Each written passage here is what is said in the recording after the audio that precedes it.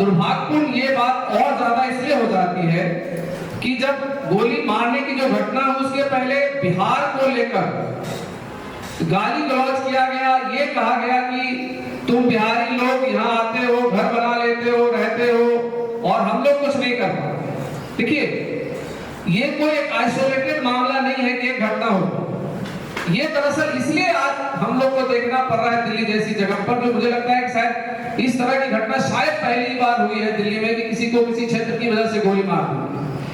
तो बीजेपी ने जो पिछले 10-12 सालों में पूरे देश के अंदर जो नफरत की खेती की है, नफरत का बीज बोया, उस नफरत का ये परिणति है कि केंद्र में बैठकर कोई व्यक्ति, अमित शाह जी गृह मंत्री हैं, उनकी नाक के नीचे उन्हीं का, दिल्ली पुलिस तो गृह मंत्री के अंतर्गत आता है, तो उनके नाक के नीचे, गृह मंत्री के नाक के नीचे बैठकर कोई इस तरह की गोली मार देता है। और सबसे बड़ी बात ये कि जब ये घटना हो गई, और देखिए पहले से भी यहाँ पर कुछ दिनों में जो चीजें दिखाई पड़ी है, जैसे अभी बार बार ये देखा गया कि जो लोग पूर्वांचल से आए हैं, बाहर से आए हैं, उन सबों के साथ चाहे वो कोविड का दौर रहा हो, खदेड़ दिया गया, कोई उसकी चिंता नहीं की जाती। आज जो आप देख रहे हो देश भर के अंदर जो चल रहा है, गैस की कमी है, किल्लत है, इन सारी चीजों के लिए अगर कोई नुकसान में रहता है तो ये श्रमिक रहते हैं जो दिल्ली से बाहर से आए हैं। तो जब जब इस तरह की परिस्थितियां आती है, हर बार पूर्वांचल के लोगों को परेशानी झेलनी पड़ती है, बाहर के लोगों को परेशानी झेलनी पड़ती है।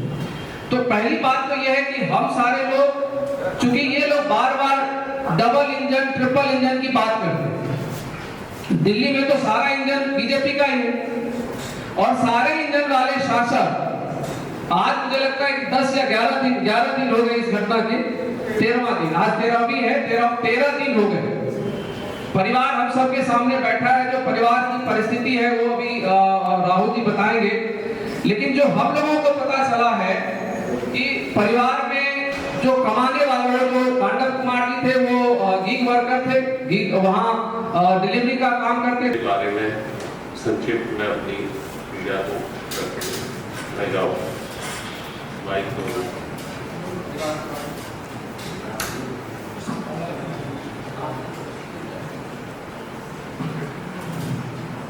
मेरा नाम राहुल कुमार है, मैं पांडव का बड़ा भाई हूँ और स्थिति सर हमारी बहुत ख़राब है। जैसा कि मेरे ताऊ जी है 60+ उनकी एज है और मेरी ताई जी है उनकी 55+ एज है, और जो पांडव का छोटा भाई है वो बॉर्न टीबी से ग्रसित है। उसे 9th क्लास में ये कहते उसका स्कूल से नाम काट दिया गया कि तुम्हें टीबी है, तुम स्कूल में इन्फेक्शन हो जाएगा बच्चों को, ये कह के उसका नाम काट दिया गया।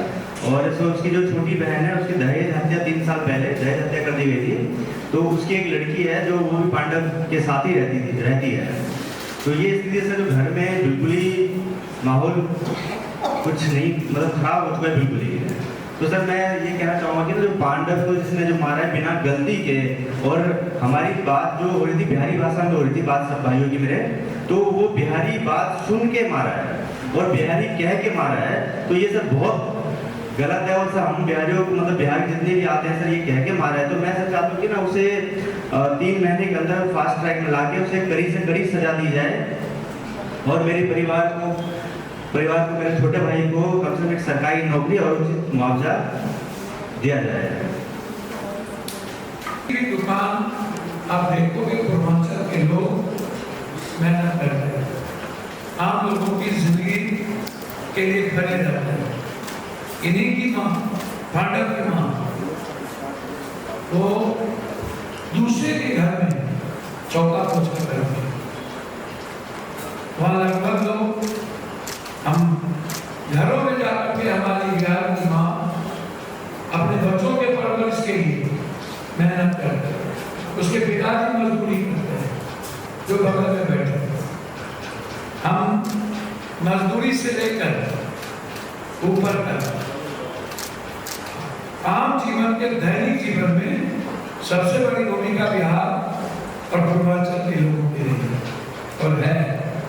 चाहे आप किसी भी दायित्व को उठा लीजिए, IAS को देखिएगा, शिक्षक को देखिएगा, मजदूरी को देखिएगा, काश्तकार को देखिएगा, रेडी पट्टी को देखिएगा, फैक्ट्री को देखिएगा, लेकिन उसके बाद जुर्म सबसे ज्यादा किस पर होता है?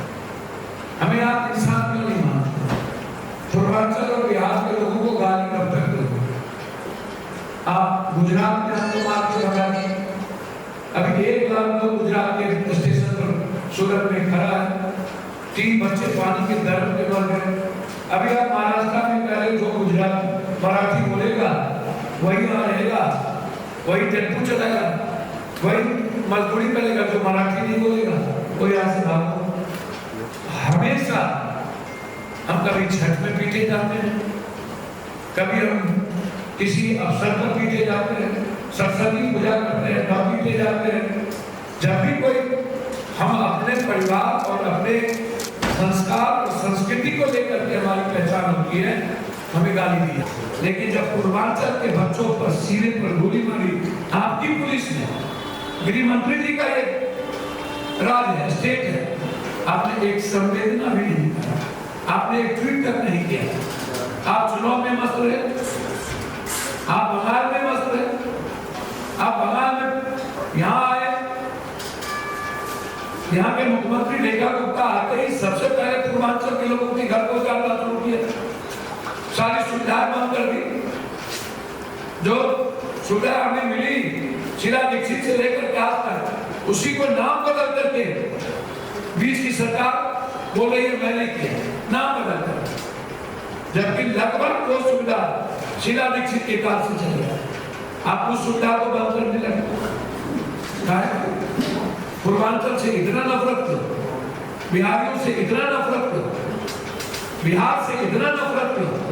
गरीब से इतना नफरत क्यों? जब कोरोना आया तब आपने बिजली कटवा दिया, पूंजीपति से आपने पानी कटवा दिया, आपने ताला लगवा दिया, पैदल जाने पर मजबूर कर दी, आपने ट्रेन नहीं दिया, आप बड़े बड़े लोगों को हवाई जहाज से भेजे, लेकिन पूर्वांचल और बिहार के लोगों को एक ट्रेन तक नहीं दी, एक बस तक नहीं दिया। 22-23 किलोमीटर पैदल चले, हम बाथरूम का पानी पीने पर मजबूर थे, गंदगी हम पानी पी रहे थे, और आप अपने नोटबंदी में हमें लाइन लगा दिया। सारे पूर्वांचल के लोग मरे, कौन मरे यहाँ? गरीब लोग मरे।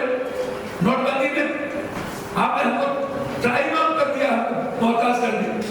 अब आप किचन में ट्राई मांग कर दिया, कमर्शियल की गैस को आपने बढ़ा दिया। हमारे लगभग भट्टी वाले का दुकान बंद हो गया, लगभग वो लोग आप दिक्कत में चल रहे हैं। ये बोझ किस पर पड़ रहा है? गैस के बाद फिर से सभी लोग बिहार भागने लगे, फिर आपने जुर्म करने लगे। तो ये लगातार मराठा में भी वही, दिल्ली में वही। हम जब 7 बजे गए, छत बिछा, इन पर प्रेशर, रात में लोग खाना गए, इनको गाली दी गई।